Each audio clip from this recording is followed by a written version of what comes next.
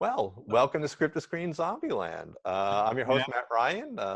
Zombieland screenplay blends comedy and genre and flips the undead on its head. To help us break down the script, we're very excited to welcome the screenwriters Paul Wernick and Rhett Reese. Hey guys, For having us. thank you for being here. Okay, so how do you approach structuring a story and deciding what traditional, zombie conventions there are? Because we'll go over some of the zombie rules. Survivors' first contact is dealt with disbelief and shock. Zombies are slow and lumbering. Authorities respond to the threat slower than its rate of growth, giving the zombie plague time to expand beyond containment. Oh, well, that's not at all applicable to today.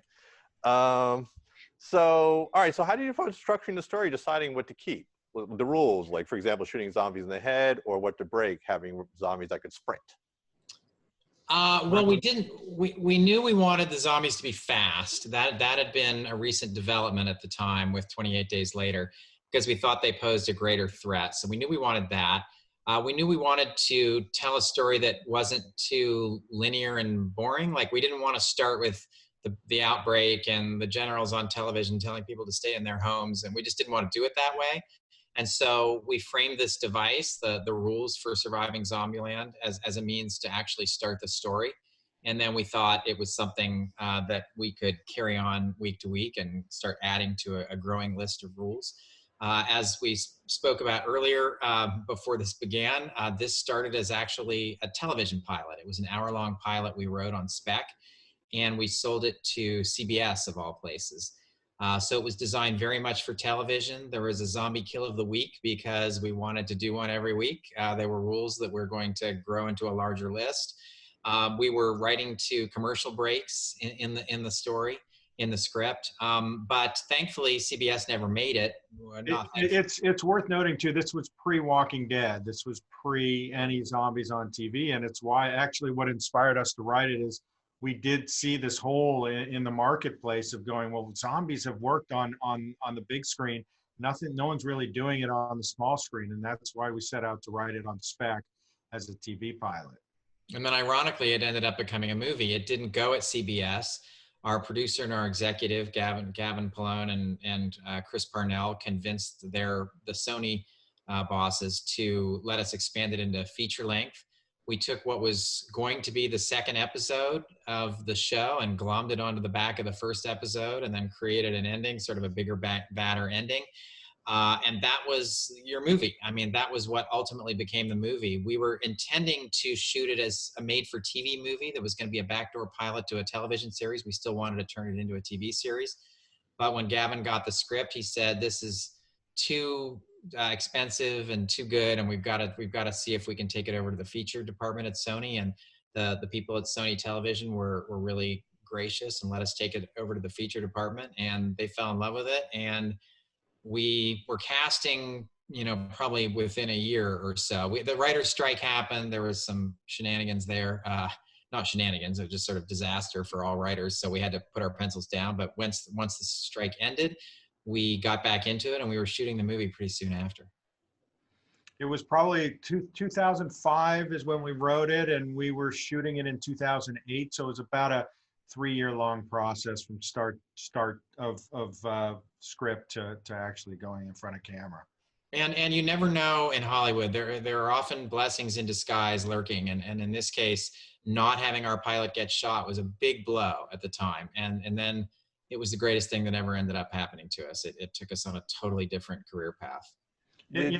Zombieland, it's interesting. It's had a very unique, journey to the screen, and that, again, it started as a TV pilot, became a movie. We then wrote a sequel right after the movie came out, which didn't get off the ground for a variety of reasons. Became a TV pilot again at Amazon. Failed as a TV pilot at Amazon, and then became a sequel, about 7 years later. I mean, the movie came out 10 years after the first movie. I mean, the second movie came out almost 10 years to the day of the first movie. Crazy journey. When you did the TV, how much did you map out? in the early days? Like how the Not storyline? much at all. That was a little bit more of the Wild West, where we just said, we don't have any idea where this is going. It's going to be crazy adventures every week. And maybe that's why they didn't buy it or they didn't shoot it. You mentioned Columbus's rules, because he develops his own rules to survive in the story. How do you think that his rules contribute to the unconventional story structure? Right. Well, one of the things they did, and one of the things his narration did, was it gave us the freedom to jump around in time and space and do quick pops of jokes and do quick flashbacks to different time periods, right at the time that the zombies appeared, and to do character development by showing Little Rock and Wichita in a previous life being con women on the road, bilking people for money. It just gave us real freedom, and that's why we structured it that way, and that's why we used those rules and Columbus's narration to just blow it wide open and tell a story that was a little non-linear. It's interesting, there are a lot of things in the script and that ended up on screen that were non-traditional. You've got an omniscient narrator in Columbus who, it wouldn't make sense that he knows what's going on in Little Rock and Wichita's life, and yet here he is describing it.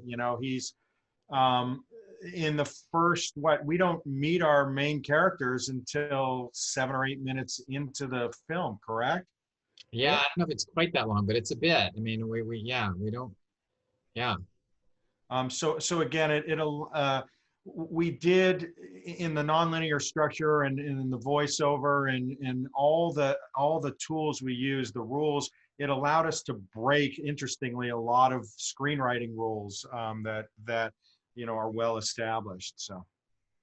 How important was it for you to because all the characters, we'll start with the first character, Columbus, to show how they could survive in the world, like through their backstory? Yeah, I mean, that was sort of crucial, because that's how we came up with the characters. I mean, we really started by thinking, well, what kind of people would survive in a zombie apocalypse? And it struck us as funny if being a wimp or being a shut-in or an introvert was actually a positive in a post-apocalyptic world, that it contributed to this sense of carefulness and thinking 2 steps ahead, and it allowed Columbus to survive. And then our mind immediately went to, well, what's the opposite of that? Like, who would be a good foil for that? And it's a person who's the opposite, aggressive, looking for a fight, just putting himself out there and kicking ass. And that became Tallahassee. And then the women too. I mean, we're thinking, what kind of person survives? And we thought, well, what about con women? What about people who are having to live by their wits, on the streets? And we thought, well, they would be perfect in a zombie apocalypse. So really that survivability quotient was pretty crucial in determining all of these characters. Yeah, Paul, I mean, Tallahassee breaks one big zombie rule. I've never seen a character that runs 2 zombies. Yeah. To kill them. Like, it is such interesting because they're running away. It's always about the infighting. Here you have, it must have been interesting to write the character, because you can kind of having some fun with him, because he's not afraid. And they're almost afraid of him. Yeah, I mean, and again, in Woody, Woody brought such a wonderful element to the role and the character, and really brought it to life in a way that was even beyond our imagination. He's this kick-ass, carefree redneck, and his interaction with Columbus and the girls and also with the zombies kind of brought the world to life in a way that really was beyond our imagination. So. Yeah, so you gave him all the good lines, "Nut up and shut up," and "I love rednecks." Was that intentional, or is that Woody improvising?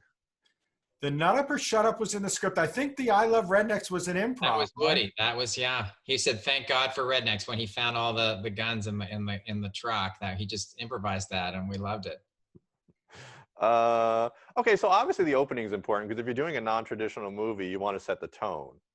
And the tone is really set. You have the cardio rules, and you have the woman flying through the windshield. How important for you to have that opening to really ground the audience? This is what the movie's going to be. Paul, do you want to take that one?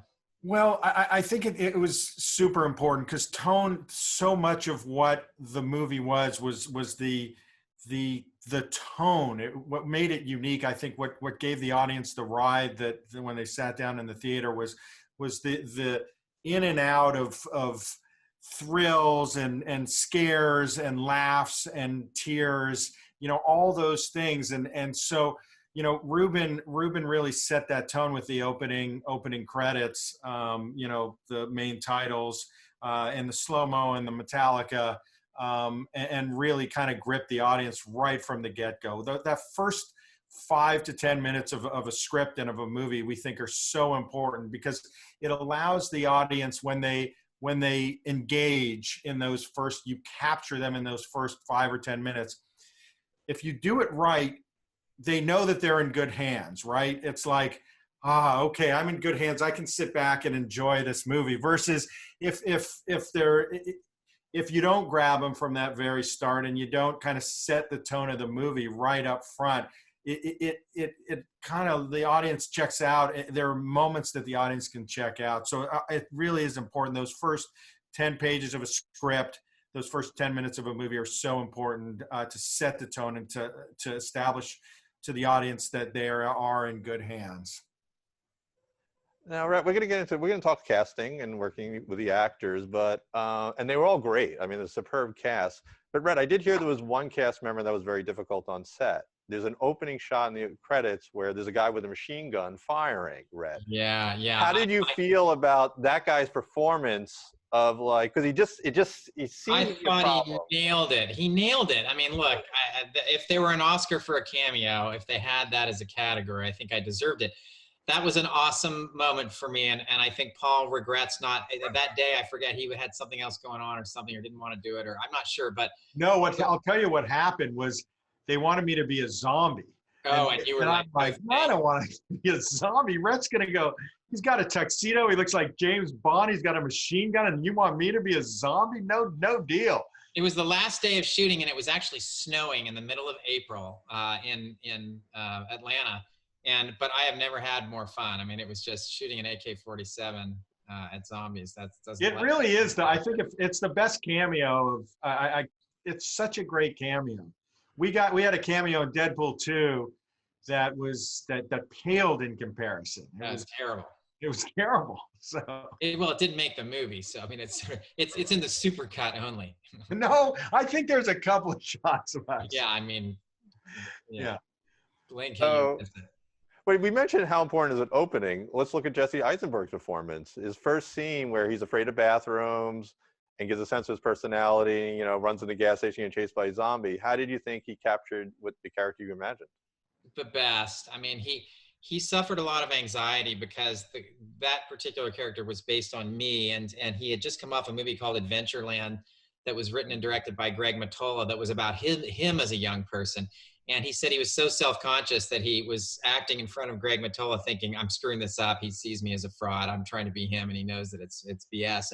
And then he brought that same anxiety onto the Zombieland set and just couldn't stand basically acting in front of me, which is ridiculous because he was so amazing. He's really Chaplin-esque. I've always described him as that. But his physicality, when he's rolling that toilet paper in the bathroom, if you could just imagine Charlie Chaplin doing it like that, he's just a great physical comic, and that fastidiousness and the nerdiness just really comes across through his body language, right at the top of the movie.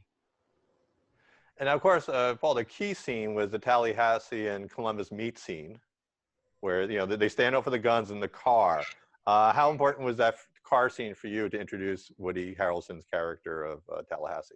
It was the moment when we were out on set that I thought this movie's gonna. When we saw it shot, I said this movie's gonna work. I think that the way the two played off each other was so great and compelling. And Ruben shot it. He kind of he shot it that particular scene as if he was shooting a Western. The way they cut to. Tights, then, the two, and it did have a Western type feel, that scene when they first stare each other down and then drop the guns and get in the car, and then that interaction. It's in the program, it's what we sent, as that scene that you can refer to in the program we sent to you. It's an early draft of that scene that you can read it. Yeah, it was, and they started to improv a little bit during that scene, and that, you know, Jesse throws the shot over his shoulder. You know, Woody's got the knife, and Jesse goes, I forget, what does he say, Rhett? Knocked over your alcohol with your knife or something. Knocked over your alcohol with your knife. And then, yeah, it really did establish those two as you know, as wonderful foils for one another. So. Now, Rhett, the opening scene, the flashback scene shows Columbus with 406 played by Amber Heard. You have some great comedy there. You're funny, but you're flipping comedy and horror in the same scene, mixing it all together.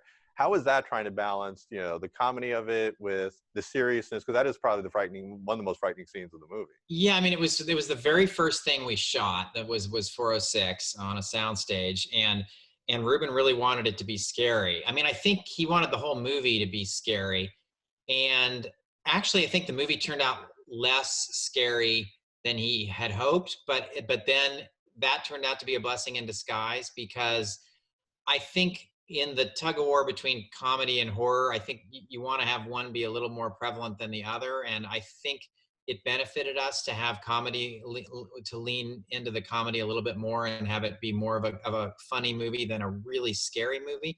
But yeah, I would call that probably one of the scariest scenes in the movie, if not the scariest. I think we had to set the tone that this is a grounded place where people die and people can be killed and violent things happen, and just to keep people on the edge of their seats from that point forward. Now, Emma Stone was originally, I watched your Blu-ray commentary, was supposed to play 406, but got promoted to Wichita. And if we remember, this is 10 years ago, Emma was an emerging star, but we haven't really gotten to see her as much. She did The House Bunny and Superbad.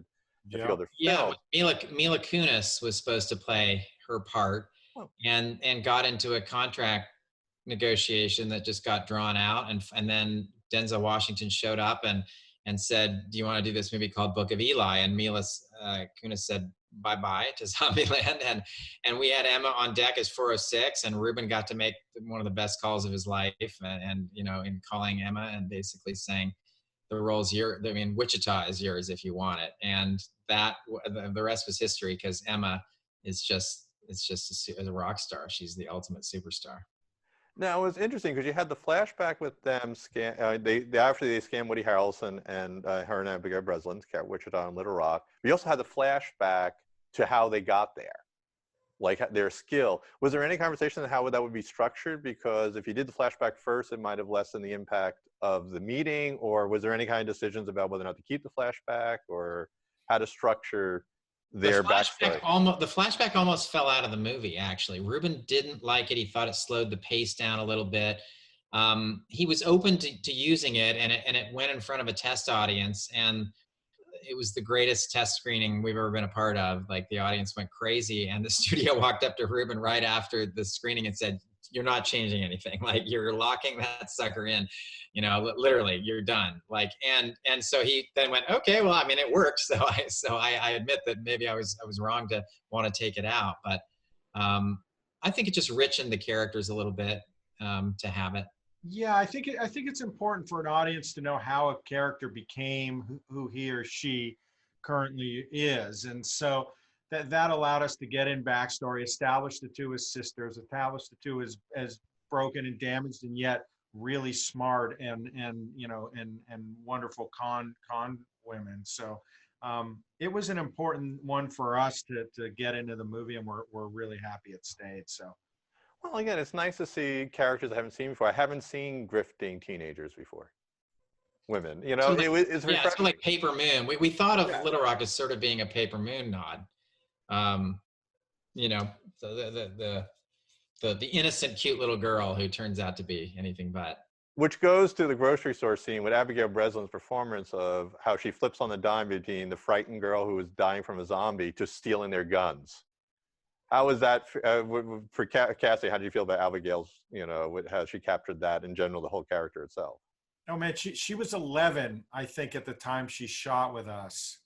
And in that scene in the back of that grocery store, when she cries, all the actors, even Woody, was like, "Whoa, this girl has the chops!" Like, and then turns it on a dime. Had she done Little Miss Sunshine? Little Miss She was Sunshine? significantly younger, but she was probably the premier actress of her age at the time. Like there was no question Yeah. she was sort of a dominant force at that moment, and just had crazy chops, and we were thrilled to have her. I mean, you look at the cast of a movie called Zombieland, right? And it had Woody, Jesse, Emma, Abby, Bill Murray. What, five Oscar nominees slash some winners, right? I mean, we upcasted basically we casted a B movie in a way that I don't think audiences expected. You know, when Woody first had the script of Zombieland, it sat on his desk forever because he read the title page and he's like, I'm not doing a movie called Zombieland. Like, no way, I'm not even cracking that thing. It's ridiculous. Like, I'm not going to be in a zombie movie. His agent was like, you got to read this. You got to read this. He read it and was like, I'm in, like the second he put it down. So it was a unique casting experience in that we were landing all these A-level, you know, wonderful actors in what could have potentially been a very B movie. So, and credit to Ruben for seeing their potential too, because, you know, Jesse hadn't done Social Network yet, and Emma had not done, you know, a lot of the, you know, the La La Lands and stuff like that. Like, so they were on the come. Like they were not established superstars, but he saw them and saw the talent they had and ran with it. I did like I think my favorite moment in Zombieland is having Abigail Breslin explain the dual identity nature of Hannah Montana to Woody Harrelson. That was an improv. yeah. So that car, because I said that car was an improv where they were just riffing on each other.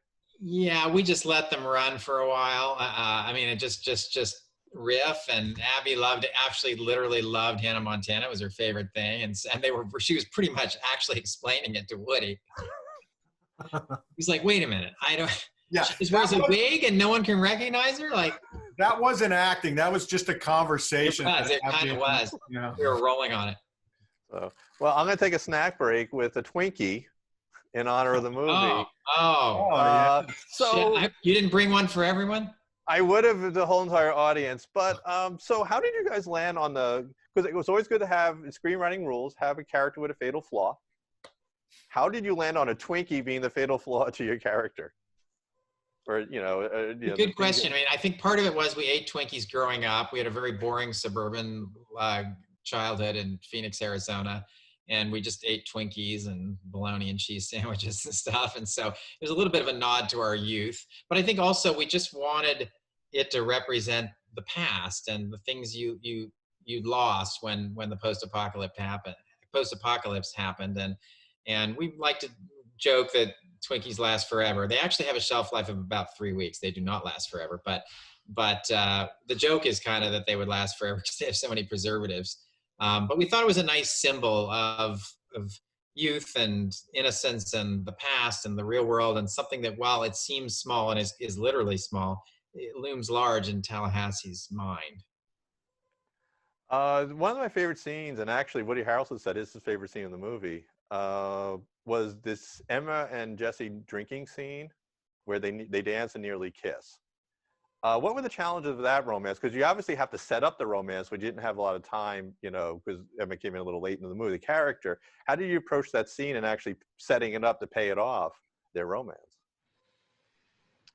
Well, I mean, again, you're right. There wasn't a lot of space to do it, and it was, I think, just the chemistry between Emma and Jesse really enhanced those two characters. They have great chemistry, and so when they're on screen together and they have that connection, the audience really does feel it.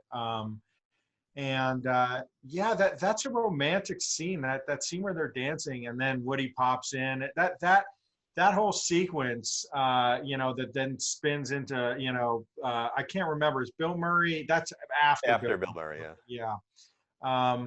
But then, the Woody reveals, or Tallahassee reveals, about his son, and it's a fun and romantic and emotional kind of stretch of the movie that really grounds, I think, the audience. It also has a mistake. They mentioned Anaconda being an R-rated movie, and it was actually a PG-13 rated movie, and we got that wrong.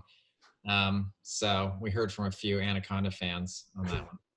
I think there are only a few Anaconda fans. We heard from all of them. So. But you had the social media outrage, so that's yeah. Okay, so when I book guests for Script to Screen, I usually, I'll email a talent, publicists, agents, or managers. There's one talent that I've never been able to get a hold of. Any advice on how to get Bill Murray to be in your movie? I heard it was a challenging time to get him on your set show. Paul Wernick. I don't know if I'm pointing to him, or to me it looks like I'm pointing to him. Maybe I'm not on screen, but yeah, it was all Paul. Why don't you tell it, Paul, and I'll jump in at some point. But. So that particular role started as Patrick Swayze. It was supposed to be Patrick Swayze, and Patrick Swayze. It was written for Patrick, and he unfortunately got sick. He never got to read it. He never got presented the role, and then that became a cameo. That Bill Murray cameo went through 12, 15 different drafts with different actors. It was Joe Pesci and Sylvester Stallone and Mark Hamill, Dwayne Johnson, Jean-Claude Van Damme. It kind of Bacon, you name it. I mean, we tried everybody. Go onto our Twitter, on our Twitter feed. We kind of trade back and forth. Rhett and I do scenes that we wrote of all the actors who we wrote for that particular role. And anyway, we were about 2 days from shooting that particular scene. We didn't have an actor. Everyone had said no to us, and we were shooting in the grocery store, and the studio said, shut it down. We had written this alternate version where it was a grandmother and grandfather who live in this beautiful home. They come, in Los Angeles, they show up at the home. Oh, how sweet. It's grandma and grandpa. They turn out to be these terrible zombies, and there's a big zombie fight. And the studio's like, love it. We don't have an actor. Let's just lock it in. We flew in stunt performers to play those roles, and we were all set. And we couldn't let it go. We couldn't let that cameo go. It felt like it was kind of the linchpin of the movie. It was what everyone was going to talk about, around the water cooler the next day. And so we went up to Woody and we said, anybody, we're 2 days out from shooting. Is there anyone you could call? And Woody is renowned for just having the greatest Rolodex in the history of Hollywood, because everybody loves the guy, right? And he's worked in this town for 30 plus years.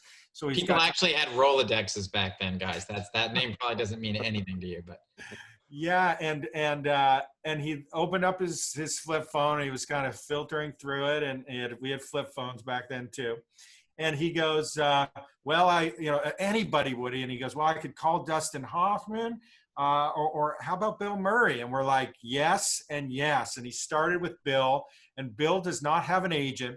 He does not have a manager. At the time, he had an 800 number. I don't know if he still does or not. You call his 800 number, and he's got an answering machine, and you leave a message on his answering machine. And if you intrigue him, he calls you back. And Woody had done Kingpin with him, so he had the relationship. Woody left a message. Bill called him, and Woody explained, look, I've got this movie I'm shooting, zombie movie, and I almost could hear Bill hanging up the phone at that moment. Bill stuck with us and said, well, send me the script. Well, he didn't at the time have an email address either. So we had to send the script. It was upstate New York. We sent it to a FedEx Kinko's in upstate New York.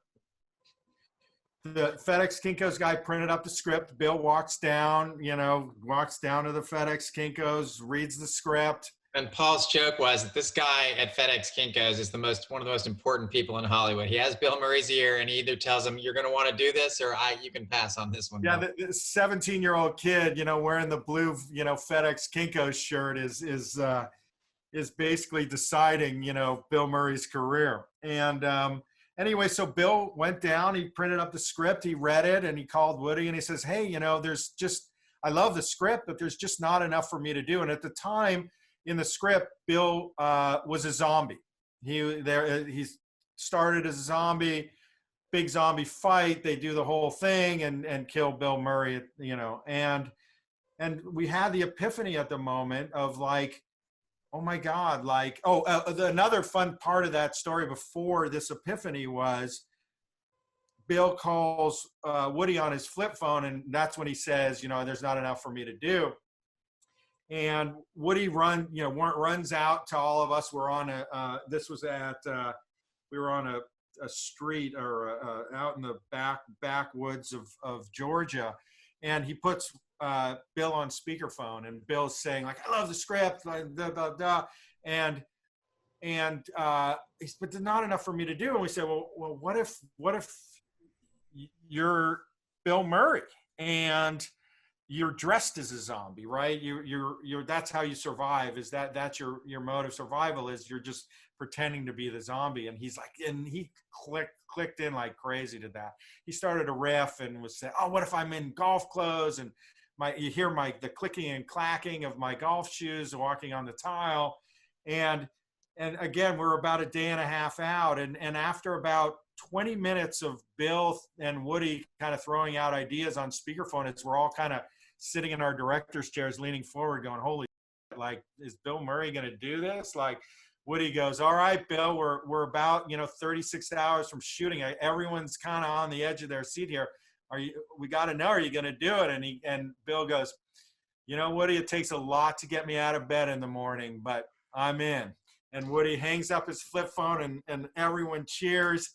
And 36 hours later, Bill Murray is on set, in makeup, and we're shooting it that day. So, and Paul left out a tiny little half step of the story, which was that before Bill made that call, we had actually sent him the draft that had him talking.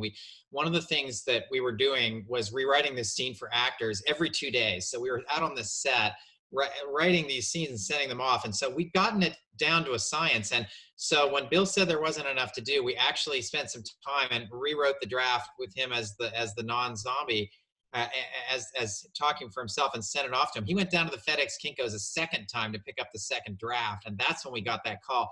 The only reason I'm not trying to call Paul out on it, but there is a point sometimes to having writers on the sets of movies, because stuff goes wrong, things go sideways, weird stuff happens.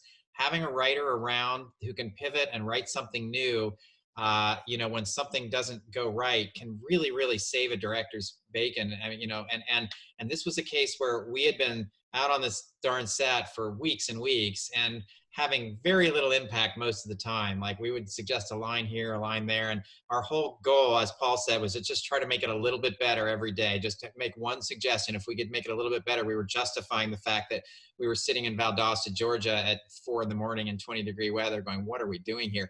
But it was that moment when we rewrote that Bill Murray scene in an hour and a half and sent it off to him that ended up landing Bill Murray. So I do think it is important to have screenwriters on movie sets. Like, doesn't always happen. It comes down to whether the director is either threatened or encouraged by having a writer there.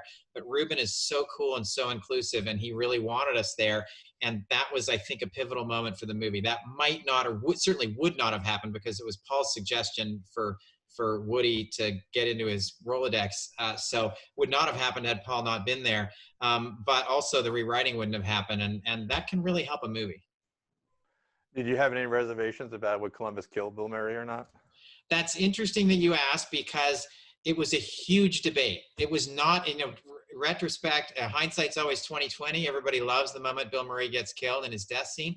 But there was definitely a contingent, and I think I might have been one of them, who was at least a little worried that is the audience going to forgive us, right? Is the audience just going to get sad? Are they going to get mad? Are they going to be like, hey, you killed Bill Murray? It's like, it's like and I think finally we were like, let's just hope it works. And of course, a Bill Murray death scene is just about, look, I mean, to me, it's my favorite moment of anything we've ever done is Bill Murray's death scene. And he improvised a lot of it.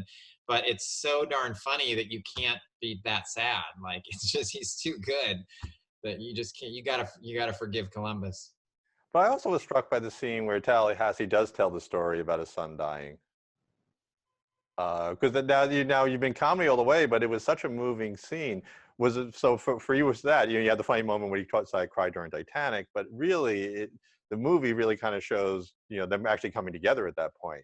Was that always a part of it, where you wanted the reveal of the kid? Yeah, I mean that was another little screenwriting lesson, is that you kind of borrow from the greats, or maybe steal from the greats.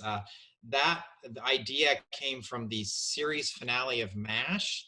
That episode of MASH is a very famous one where Alan Alda's talking about a chicken that died, and he talks about the chicken, and then at the end of the episode, you learn that it wasn't a chicken, it was a baby.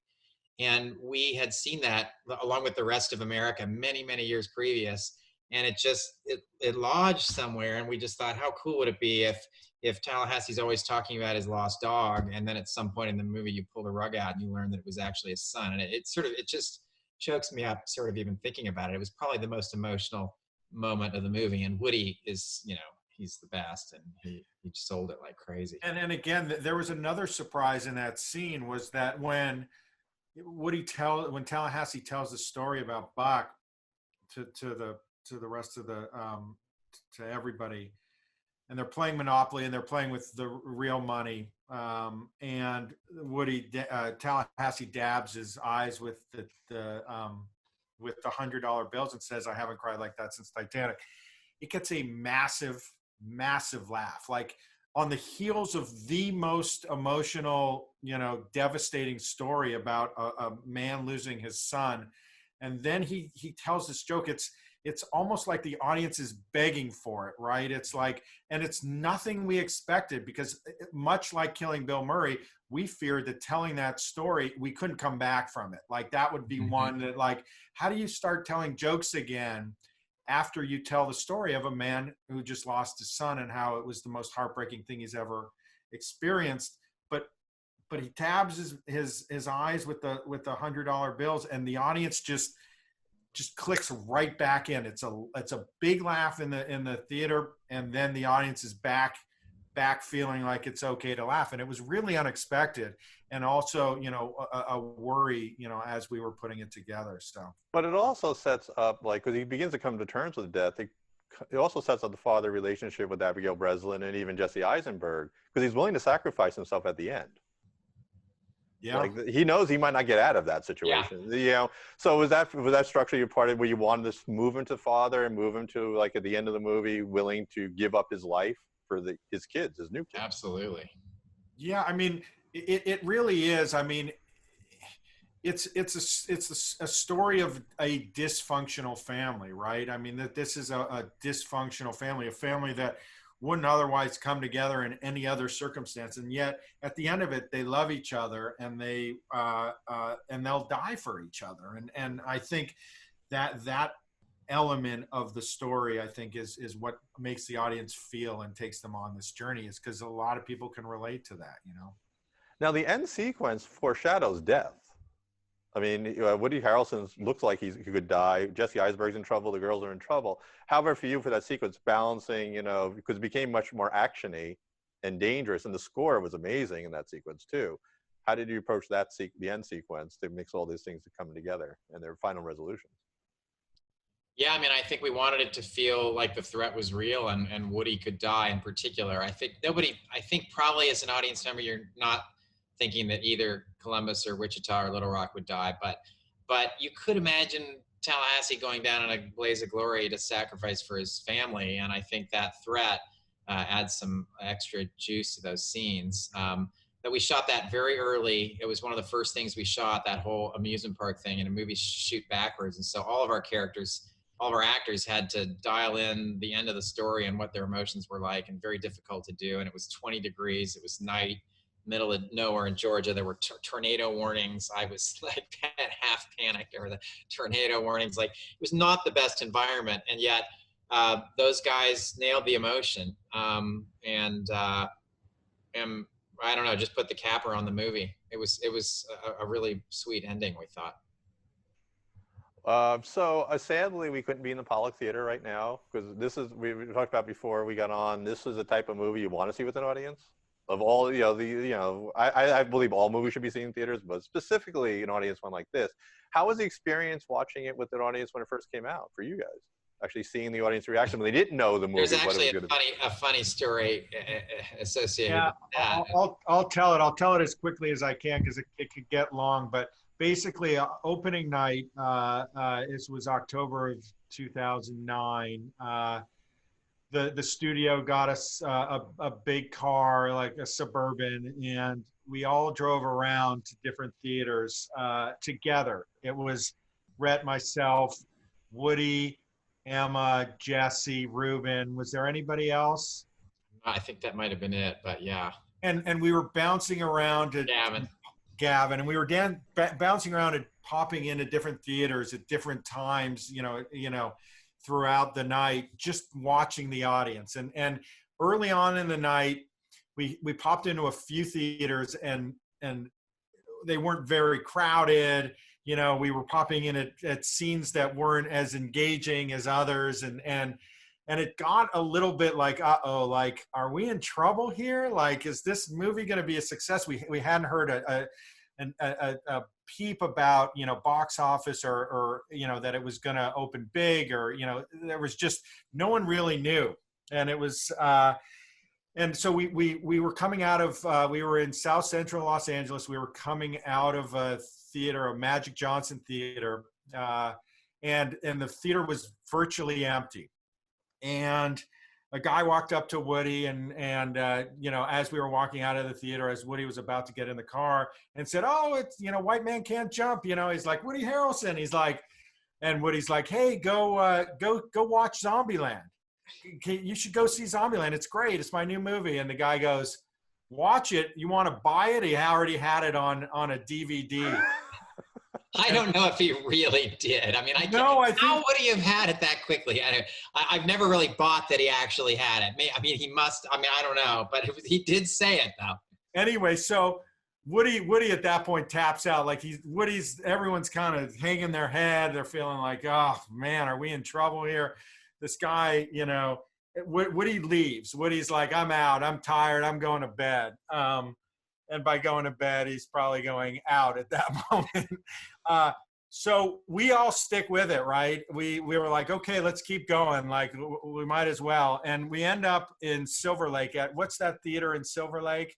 Classic. I'm spacing the name of it now. The Vista, Yeah, I think it is the Vista. It's the Vista in Silver Lake. Amazing theater, old school theater. And we pop in right at the Bill Murray moment, and the theater. And the theater is packed, and we're all sitting on the floor. No one knows we're in the back of the theater, and so we're all sitting on the floor. The Bill Murray scene plays out. There's literally a guy rolling down the aisle, laughing so hard. He jumps out of his seat and he's rolling down the aisle, and like people are cheering. And we walk out of that scene. We spent about 10 minutes there. We walk out of that scene. It felt great, and that's when we got the call from the studio that the numbers were in, and we were going to open number one, and it was going to be this huge unexpected success. And it was great. It was such a great moment. And again, it was our first feature movie, Rhett and I together, our first feature movie. And it felt wonderful. And just that communal experience of being in that theater at that exact moment and watching the audience kind of just soak it all in. It's an excuse for why people should go see movies on the big screen, because you just don't get it. And especially in comedies, it's so important to have that communal audience experience and laugh together as strangers. It's a wonderful thing. Okay, so we always end our show with the last one. We're an academic institution. So, and we have a lot of students in the audience, screenwriting students in the audience. So if you guys each were to recommend one movie for them to study, could be a movie for the screenplay or just the structure, what movie would you recommend for them to look at and study? It's a great question. And I'll let Paul think for a minute because he's got a lot of favorites and I always know my answers. So I'm like a wind-up doll on this one. I think I learned more from a miniseries called Lonesome Dove than from any other piece of screenwriting. It was shot in the late 80s. It is about 5 or 6 hours long, somewhere in that range. It has one of the most phenomenal casts of all time. It's Robert Duvall and Tommy Lee Jones and Chris Cooper and Steve Buscemi and Diane Lane and Angelica Houston. Like, it's truly like a cast where you're like, how did they get this group together? And Danny Glover, like crazy great cast. But what's the most wonderful thing about it, apart from the acting, is the writing. It's based on a Pulitzer Prize winning novel. I think it's the greatest piece of adaptation that's ever been done. If you like adapting things, and so much of what we do is adaptation now, whether it be novels or comics or video games or whatever. So we're taking some other thing and we're turning it into a screenplay. You'll learn a million lessons about character, about dialogue, just watching this darn thing. I've watched it probably 10 or 15 times. You'll learn about, and if you read the novel, you'll learn about how to take something that's amazing, but maybe not the most commercial thing, and make it a little more commercial without ruining it. Anyway, I constantly find myself going back to Lonesome Dove. And I may go a completely opposite direction and focus on a comedy, which is Airplane. You know, you can learn so much from the Zucker brothers. They are just brilliant in their you know, timing and in their edit. It's an amazing study in comedy. So I don't know if kids are watching Airplane. My guess is they're not these days, but flip it on and I promise you, It holds up. It holds up like crazy. So. Well, thanks so much for coming to us via the virtual new format. Our pleasure, Matt. Thank you for having us. Thanks for coming. And of course, the second this pandemic is over, we want you both in Santa Barbara with these students live in person so we can see a movie like it's supposed to be seen. We promise we'll be there. I mean, UCSB is one of our favorite places, so we'll be there. Just let's get this vaccine and we're there. All right. Thanks so much, guys. Thank you, Thank you, guys. Thank you, guys. Take care.